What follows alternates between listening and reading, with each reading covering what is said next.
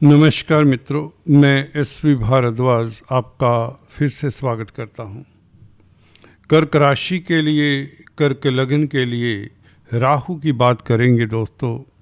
जैसा कि आप इस थंबनेल को देख रहे हैं, राहु से राजयोग 18 साल बाद।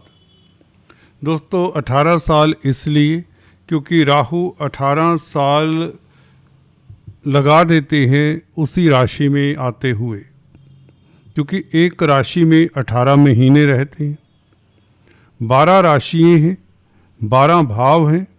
तो इन 12 भावों में जब गोचर करता है राहु तो 18 साल लगा देता है वापस कुंभ राशि में आते हुए। तो नवंबर से ऐसी क्या स्थिति आने वाली है कि आपके लिए राहु राजयोग कारक होंगे, इस बात की हम अभी पुष्टि करते हैं। दोस्तों राहु बहुत महत्वपूर्ण ग्रह है। जिन जातकों की कुंडली में यह केंद्र त्रिकोण में होता है, मित्र क्षेत्री होता है, शुभ ग्रहों से युति में होता है, शुभ ग्रहों से दृष्ट होता है, या उपचय स्थान 3, 6, 10, 11 भावों में होता है, ये 4 उपचय स्थान कहलाते हैं। तो ऐसे जातक तय जिंदगी तरक्की करते हैं।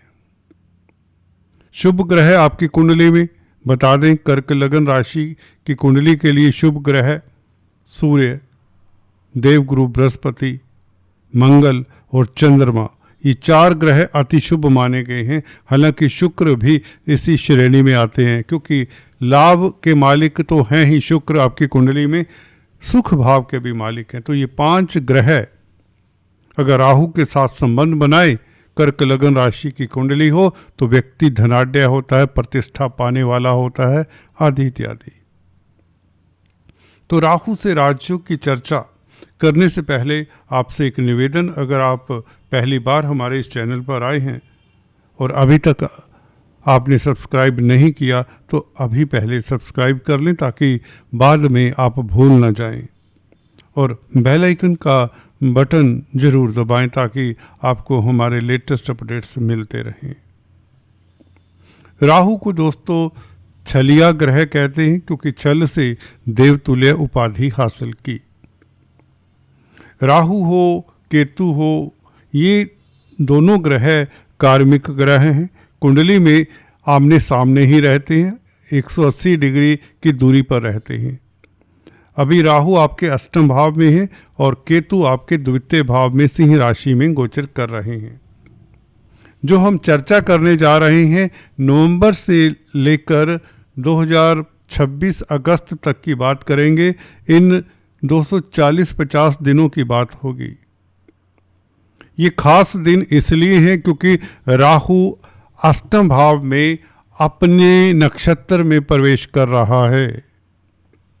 राहु अष्टमत होते हुए अष्टम भाव में रहते हुए शतभिषा नक्षत्र में 23 नवंबर को दोस्तों प्रवेश कर जाएगा।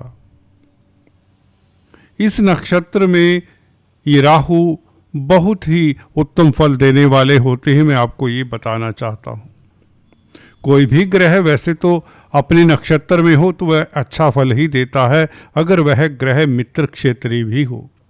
यहाँ पर राहु शनि की राशि में है। शनि राहु के शत्रु तो नहीं है, बल्कि मित्र ही कहे जाते हैं। जैसे केतु के भी कुछ मित्र हैं, गुरु और मंगल केतु के मित्र बताए जाते हैं। कुजवत केतु, जैसे केतु मंगल जैसा प्रभाव देते हैं, इसलिए केतु को कुजवत केतु कहते हैं। और लाल किताब तो गुरु का चेला बताती है केतु को। एनीवेज, इसी तरह से राहु के भी मित्र होते हैं।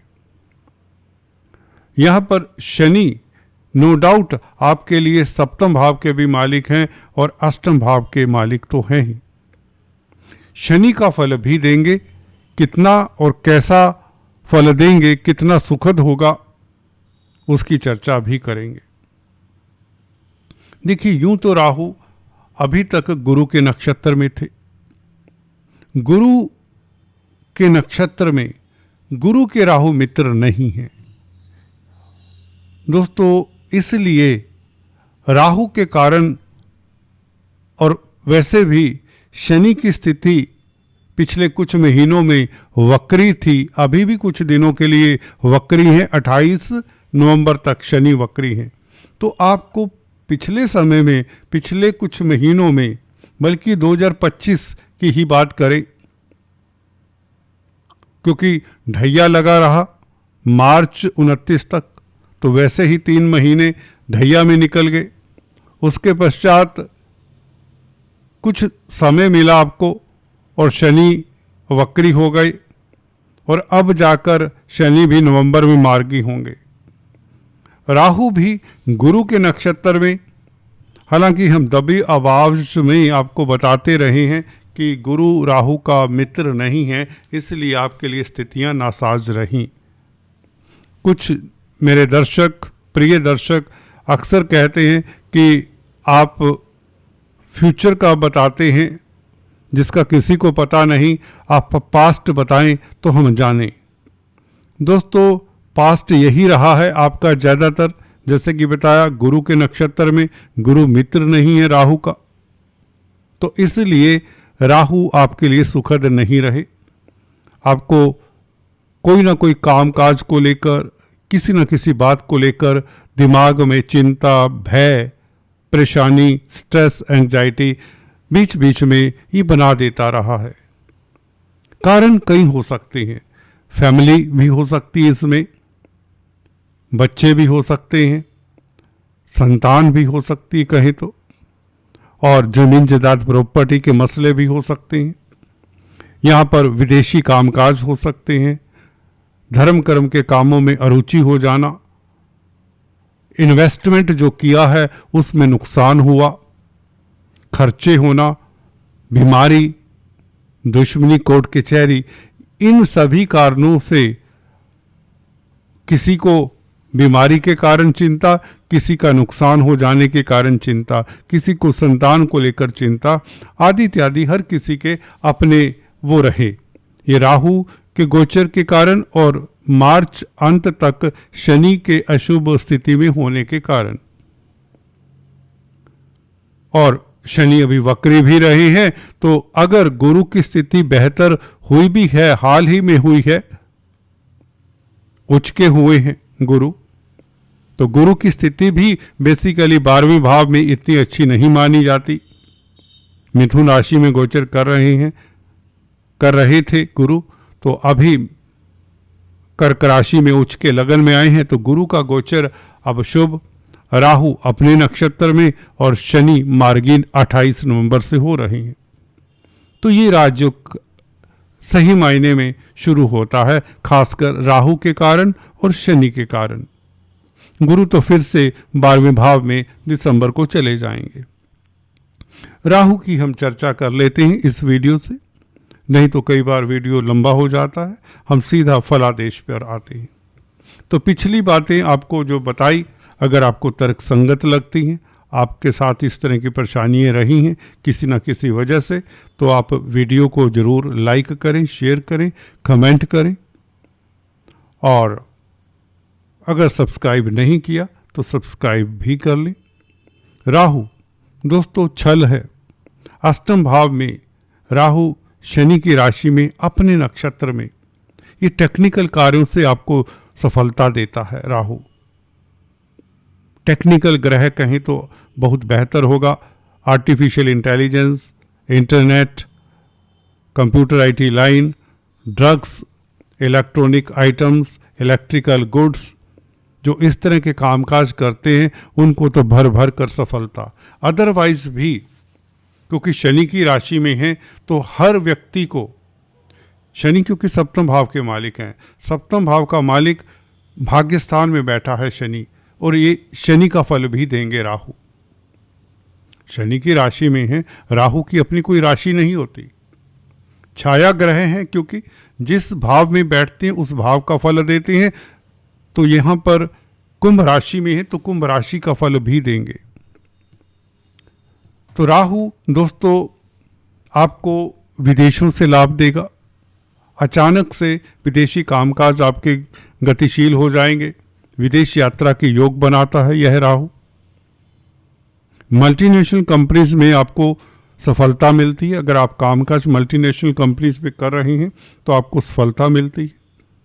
दाम्पत्य जीवन आपका खुशहाल रहता है। अपने नक्षत्र में होने से हमने देखा है कि राहु, क्योंकि शनि के साथ संबंधित है, शनि दाम्पत्य जीवन का मालिक है और भाग्य स्थान में है। आपके लाइफ पार्टनर के साथ आपके संबंध बेहतर होंगे। अगर आप भागीदारी में कामकाज करते हैं तो सफलता मिलने के योग बनती है। और इसी के साथ आपको बताएं, राहु अष्टम भाव में, जो कि पराविद्याओं के साथ भी आपको जोड़ता है, गहराई का भाव है, इसे पाताल का भाव कहते हैं। आयु मृत्यु का भाव भी यही है। यूं तो अष्टम भाव में बैठा हुआ राहु, शनि के भाव में बैठा हुआ राहु, शनि भाग्य स्थान में, तो आपको पराविद्याओं से जोड़ता है। पराविद्याओं से आपका भाग्य चमकता है, विदेशों से भाग्य चमकता है, पिता की तरक्की के योग बनते हैं, पिता के लिए आप शुभ रहेंगे, व्यापार में वृद्धि, रोजमर्रा की आमदन बढ़े, जमीन जायदाद प्रॉपर्टी का सुख मिले, शनि से संबंधित कामकाज करने वालों को तरक्की मिले।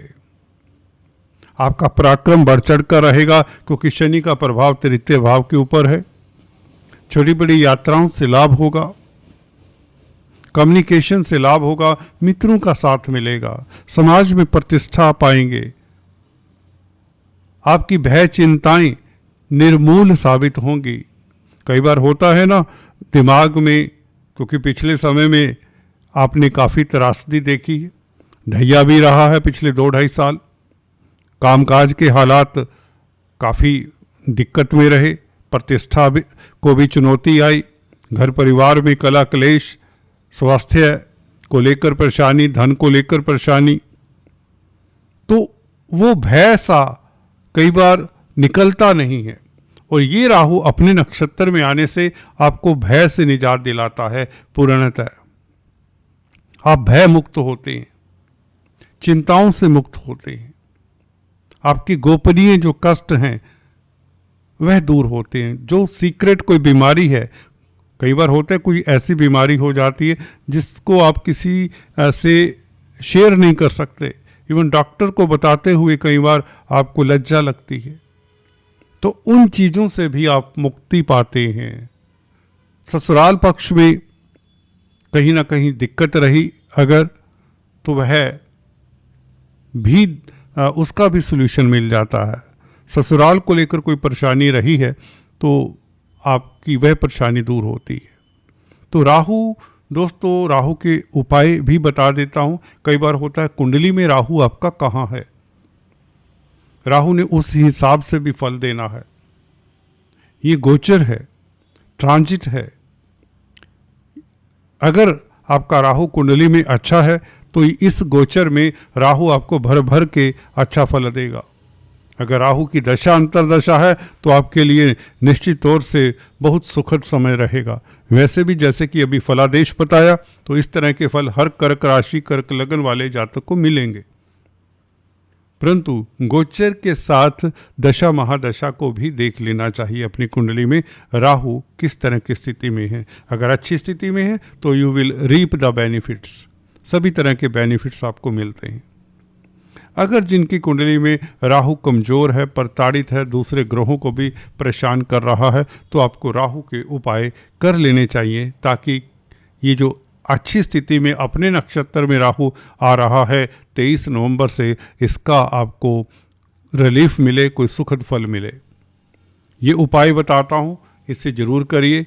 कच्चा कोयला अपने वजन से 10वां हिस्सा शनिवार के दिन किसी नदी में बहा दें, जल प्रवाह कर दें सूर्य अस्त से पहले पहले।